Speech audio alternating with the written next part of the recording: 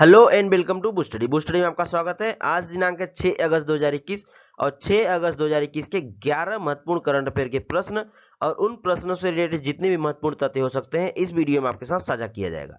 इस वीडियो के आखिरी में हमेशा की तरह कल वाले प्रश्न का आंसर दिया गया है और आज आपके लिए एक नया प्रश्न रखा गया है जिसका आंसर आपको कमेंट बॉक्स में देना है। और जब भी आप प्रश्न का आंसर कमेंट बॉक्स में दें तो उस प्रश्न से रिलेटेड जितनी भी जानकारी आपके साथ साझा किया जाता है या फिर आप कहीं से जानते होंगे उसको जरूर से जरूर लिखने की कोशिश करें।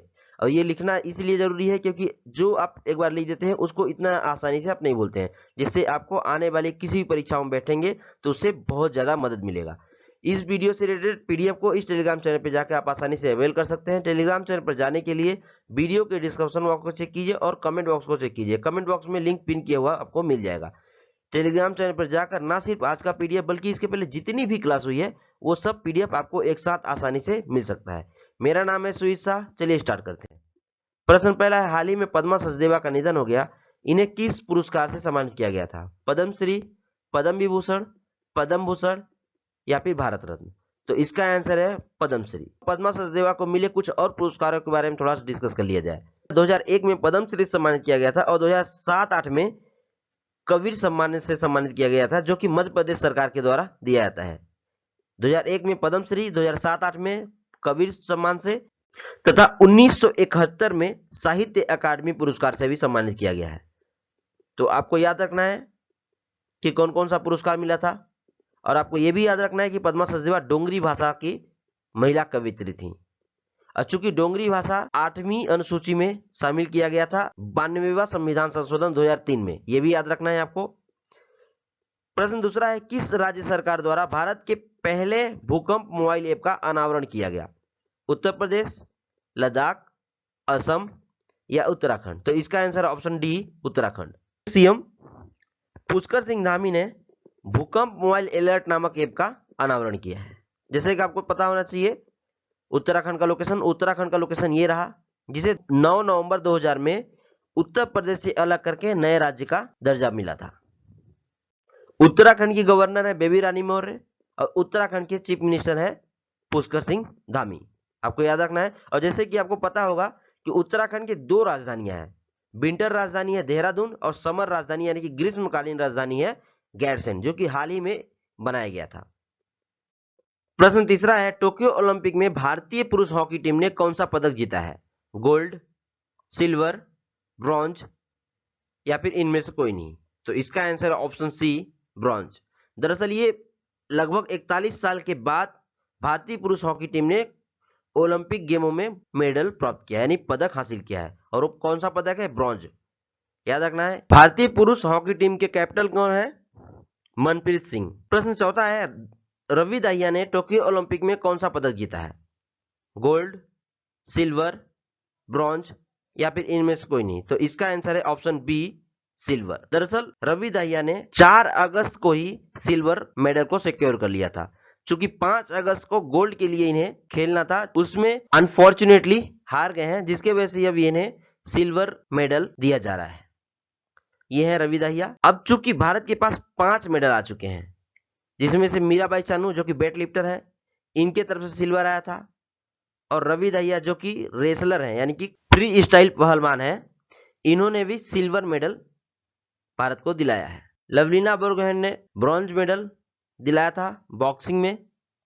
पीवी सिंधु जो कि बैडमिंटन खिलाड़ी, इन्होंने भी ब्रॉन्ज मेडल दिलाया था और इंडियन हॉकी यानी कि पुरुष हॉकी टीम ने भी ब्रॉन्ज मेडल दिलाया है। तो अब भारत के पास 5 मेडल हो चुके हैं। अब उम्मीद किया जा रहा है कि 6 अगस्त को सुबह सुबह होने वाले मैच में इंडियन वुमेन हॉकी टीम भी ब्रॉन्ज मेडल हासिल कर ले, तो उसके बाद हो जाएंगे, अगर हासिल कर लेती है तो उसके बाद हो जाएंगे 6 भारत के पास मेडल। और आपको पता होना चाहिए कि इंडियन हॉकी टीम 1980 में आखिरी मेडल लाई थी ओलंपिक से, क्योंकि उसके बाद कोई भी मेडल नहीं आया था, जिसके वजह से इस बार का मेडल बहुत ही महत्वपूर्ण है और ये माना जा रहा है कि हॉकी टीम अब इंडिया की रिवाइवल हो गई, यानी कि अब फिर से खड़ी हो रही है। दरअसल एक वक्त था कि पूरे विश्व में भारतीय हॉकी टीम तथा पाकिस्तानी हॉकी टीम के अलावा कोई भी दुनिया में हॉकी टीम के मामले में आगे नहीं था। चूंकि कालांतर में सब कुछ बदल जाता है, तो उसमें हमारी हॉकी टीम काफी पिछड़ गई थी। अब हम फिर से रिवाइवल कर रहे हैं और ये रिवाइवल का श्रेय जाता है उड़ीसा गवर्नमेंट को, क्योंकि जब इंडियन हॉकी टीम के स्पॉन्सर रहे सहारा कंपनी ने इंडियन हॉकी टीम के स्पॉन्सर के पद से हटने का निर्णय लिया, उस वक्त पूरे देश में से एकमात्र राज्य खड़ा हुआ था, उड़ीसा राज्य, जो कि इंडियन हॉकी टीम को आगे स्पॉन्सर करने के लिए तैयार हुआ था। तो आज अगर हमारी इंडियन हॉकी टीम मेडल ला रही है तो उसका श्रेय कुछ जाता है उड़ीसा गवर्नमेंट को भी, याद रखना है आपको। और ये 5 का मेडल देश के नाम है, तो याद रखना है आपको। इनका प्रोफेशन याद रखना है कि पीवी सिंधु बैडमिंटन खेलती हैं, लवलीना बोरगोहेन बॉक्सिंग से हैं, मीराबाई चानू वेट लिफ्टर हैं और रवि दाहिया पहलवान है यानी रेसलर है। प्रश्न 5वां है, भारत और विश्व बैंक ने कितने मिलियन की परियोजना पर हस्ताक्षर किए? 200 मिलियन, 250 मिलियन, 100 मिलियन या फिर 150 मिलियन? तो इसका आंसर है ऑप्शन बी, 250 मिलियन का भारत और विश्व बैंक के बीच में परियोजना पर हस्ताक्षर किया गया है। अब चूंकि विश्व बैंक के बारे में बात हो रही है तो विश्व बैंक के बारे में थोड़ा सा जानकारी देख लेते हैं। विश्व बैंक का स्थापना हुआ था जुलाई 1944 में ब्रेटन वुड्स सम्मेलन के आधार पर। अगर आपसे पूछ लिया जाए कि वर्ल्ड बैंक का स्थापना किस सम्मेलन के आधार पर लिया गया था, तो ब्रेटन वुड्स सम्मेलन के आधार पर लिया गया था।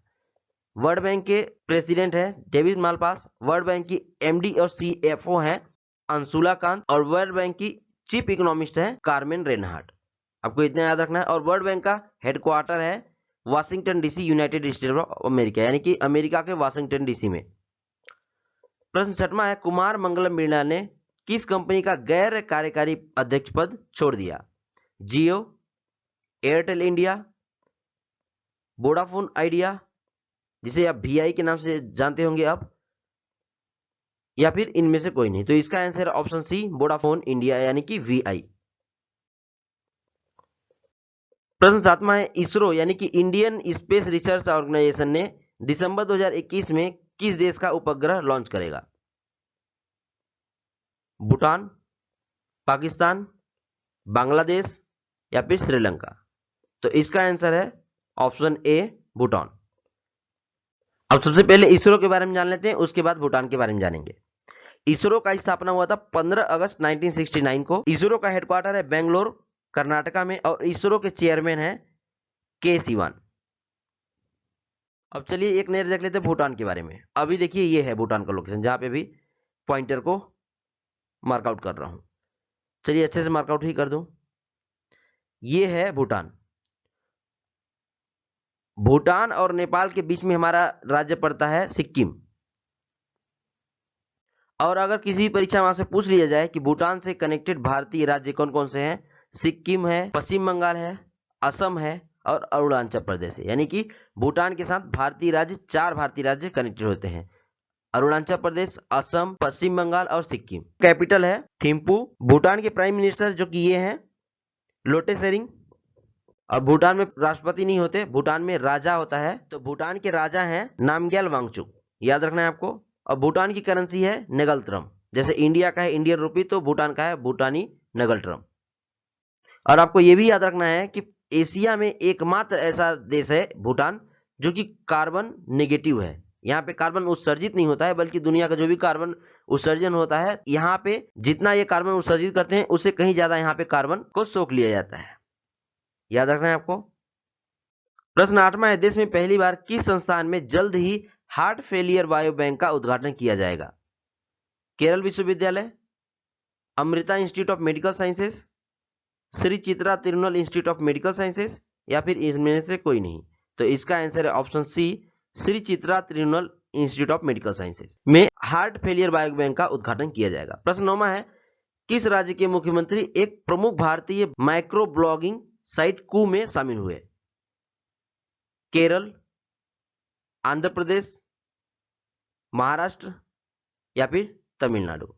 तो इसका आंसर है ऑप्शन बी, आंध्र प्रदेश। आंध्र प्रदेश के सीएम YS जगन मोहन रेड्डी ने भारतीय माइक्रो ब्लॉगिंग साइट कू में अपना अकाउंट बनाकर शामिल हुए हैं, याद रखना है। कू अल्टरनेटिव है ट्विटर के जैसे, जैसे मान लीजिए आप ट्विटर पे ट्वीट करते होंगे तो इसे कू पर कू करेंगे। यह है भारतीय माइक्रो ब्लॉगिंग साइट, याद रखना है आपको। और चूंकि आंध्र प्रदेश के बारे में बात हुई तो आंध्र प्रदेश का लोकेशन देख लेते हैं। ये है आंध्र प्रदेश, जहां पे अभी मार्कआउट कर रहे हैं, ये आंध्र प्रदेश है। पहले आंध्र प्रदेश से पूरा हुआ करता था, लेकिन 2 जून 2014 को आंध्र प्रदेश से अलग करके तेलंगाना बना दिया गया। तो ये है तेलंगाना और बच गया ये पार्ट ये है आंध्र प्रदेश। और आंध्र प्रदेश एक ऐसा राज्य है जिसे 1956 में भाषाई आधार पर गठित किए जाने वाला पहला भारतीय राज्य था, ये भी याद रखना है आपको। आंध्र प्रदेश का 3 कैपिटल है, विशाखापट्टनम, अमरावती और कुर्नूल। कुर्नूल जुडिशरी कैपिटल है, अमरावती लेजिस्लेटिव कैपिटल है और विशाखापट्टनम एग्जीक्यूटिव कैपिटल है। दरअसल आंध्र प्रदेश सरकार का यह मानना है कि 3 जगह अगर सेंटर कर दिया जाए, जैसे जुडिशरी अलग सिटी में कर दिया जाए, एग्जीक्यूटिव बॉडी अलग जगह रख दिया जाए और लेजिस्लेटिव बॉडी अलग जगह रख दिया जाए, तो डेवलपमेंट तीनों जगह का जल्दी से हो जाएगा। इसलिए आंध्र प्रदेश सरकार 3 जगह अपना कैपिटल रखी है, कुर्नूल, विशाखापट्टनम और अमरावती, याद रखना है। आंध्र प्रदेश के गवर्नर हैं विश्वभूषण हरिचंद्रन और आंध्र प्रदेश के मुख्यमंत्री तो बता ही दिया, वाईएस जगनमोहन रेड्डी। प्रश्न 10वां है, हाल ही में किस राज्य की नगर पालिका ने बायोमेडिकल वेस्ट इंसिनरेटर का उद्घाटन किया? केरल, मिजोरम, गोवा या फिर बिहार? तो इसका आंसर है ऑप्शन डी, बिहार। बिहार के बक्सर नगर पालिका ने बायोमेडिकल वेस्ट इंसिनरेटर का उद्घाटन किया। इसके तहत जो भी बायोमेडिकल के कचरे होंगे उसको डिस्टेबलाइज कर दिया जाएगा। अब चूंकि बिहार की बात हुई तो बिहार का लोकेशन देख लेते हैं। बिहार का ये लोकेशन है, उत्तर प्रदेश ये है और झारखंड ये है। बिहार की राजधानी है पटना, बिहार के सीएम है नीतीश कुमार और बिहार के गवर्नर है फागू चौहान, याद रखना है। प्रश्न 11वां है, हर साल अगस्त माह में हिरोशिमा दिवस कब मनाया जाता है? 5 अगस्त, 6 अगस्त, 7 अगस्त या फिर 8 अगस्त?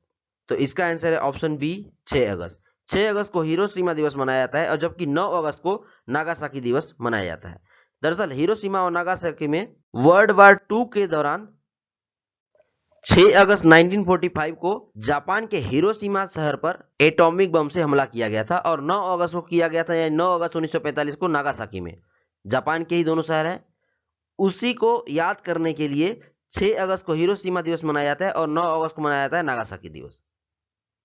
आपको कभी फुर्सत मिले तो हिरोशिमा एटॉमिक बम करके यूट्यूब पर सर्च कीजिएगा, उसमें वीडियोस दिखाया गया उस समय के दौरान का, कैसे बम गिराया गया था और क्या स्थिति हुई थी। और ये रहा कल वाले प्रश्न का आंसर। प्रश्न था, हाल ही में इब्राहिम रईसी ने किस देश के राष्ट्रपति के रूप में शपथ लिया? तो इसका आंसर था ईरान। इसके बारे में बहुत से लोगों ने कमेंट बॉक्स में लिखा था। और ये रहा most updated part of the video, यानी कि क्वेश्चन ऑफ द डे, जिसके बारे में आपको कमेंट बॉक्स में लिखना है। प्रश्न है, टोक्यो ओलंपिक 2020 में बॉक्सर लवलिन बोरगोहेन ने कौन सा पदक जीता है? कांस्य पदक, स्वर्ण पदक, रजत पदक या फिर इनमें से कोई नहीं? इस प्रश्न से रिलेटेड जितनी भी इंपॉर्टेंट तथ्य हो सकते हैं उसको जरूर से जरूर लिखने की कोशिश कीजिएगा। Thanks to tune with me. Session अच्छा लगा होगा तो लाइक कीजिएगा, शेयर कीजिएगा फैमिली, फ्रेंड और सोशल मीडिया अकाउंट पर, और सब्सक्राइब कीजिएगा हमारे यूट्यूब चैनल को। वीडियो से रिलेटेड अगर कोई भी सुझाव देना होगा तो उसको जरूर से जरूर कमेंट बॉक्स में दीजिएगा। मैं जितना मुमकिन होगा उसको इम्प्लीमेंट करने की कोशिश करूंगा। Thanks for watching. जय हिंद।